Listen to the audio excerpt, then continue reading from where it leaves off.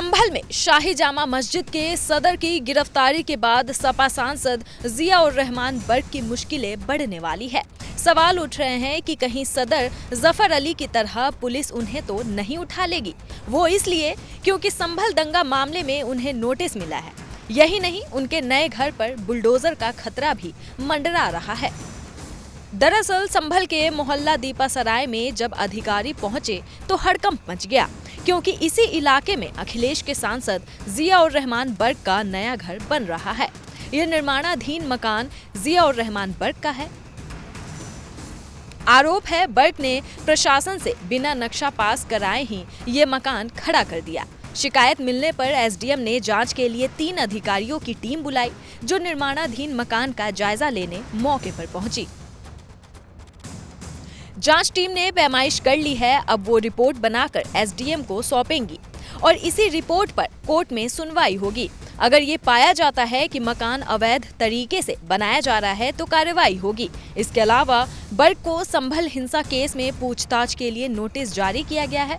Police Sapa सांसद से हिंसा केस में पूछताछ करेगी। उनसे ये पता लगाया जाएगा कि हिंसा से पहले और बाद में उन्होंने किन लोगों से क्या बातचीत की थी।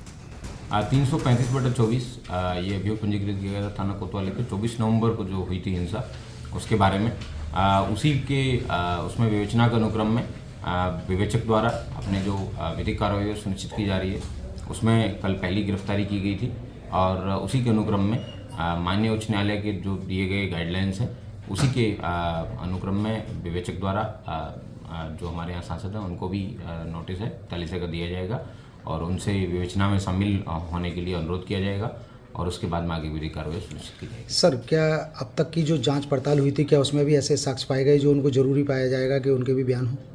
बयान बिल्कुल जो वो नामजद अभियुक्त हैं और इसके आधार पर उनका बयान होना भी जरूरी है और उनकी अन्य लोग व्यक्तियों से क्या बात हुई है, क्या हुई थी, सारा इन्वेस्टिगेशन वो डिपेंड करता है किस तरीके के स्टेटमेंट उनके द्वारा दिए जाते हैं, किस तरीके हलफनामा उनके द्वारा माननीय न्यायालय में दिया गया था, तो सारी पूछताछ होना आवश्यक। वहीं अखिलेश के सांसद बर्क इसे सरकार की साजिश बता रहे हैं। उन्होंने कहा कि चाहे कितने भी जुल्म हो, लेकिन वो लोगों की आवाज उठाते रहेंगे। अब जाहिर सी बात है, जिस तरह से मैंने लोगों की आवाज़ को बुलंद किया है, पुलिस प्रशासन चाहता है कि मैं उनकी आवाज़ को नहीं उठाऊं, क्योंकि उन्होंने जुर्म किया है। मैं चाहता हूं उनको दंडित करना चाहिए। तो मेरे खिलाफ जो हरेसमेंट किया जा रहा है, चाहे वो मेरे झूठा मुकदमा लाइट का लगाया हो, चाहे घर के नक्शे का हो, चाहे मेरे खिलाफ दंगा भड़काने का मामला हो, या मिसाल के तौर पे जो चीज़ भी है, यहाँ तक कि मेरी अपनी सुरक्षा, मेरे में जो गनर थे उनको सस्पेंड कर दिया अधिकारी ने। उसने, मैं पूछता हूँ कि आप ये बताइए कि जहाँ मेरी सुरक्षा व्यवस्था बढ़नी चाहिए थी, क्या ऐसे समय में सुरक्षा हटाने का क्या औचित्य बनता है? एक गनर दिया गया बाद में, जहाँ मेरे साथ 3-3 गनर चल रहे थे। तो ये लोग बदले की भावना से काम कर रहे हैं, लेकिन मैं बताना चाहता हूँ, जितना बदले की भावना से आपको काम करना है आप करिए, लेकिन वक्त, इतिहास कभी बदलता नहीं है, समय ज़रूर बदलेगा।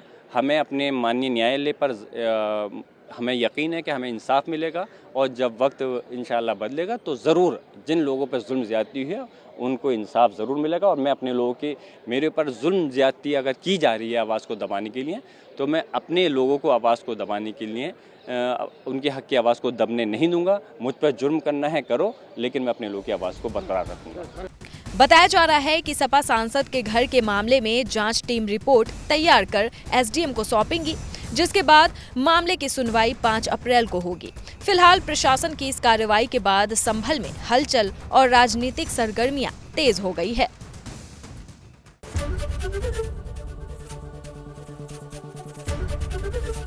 एबीपी गंगा, खबर आपकी, जुबान आपकी।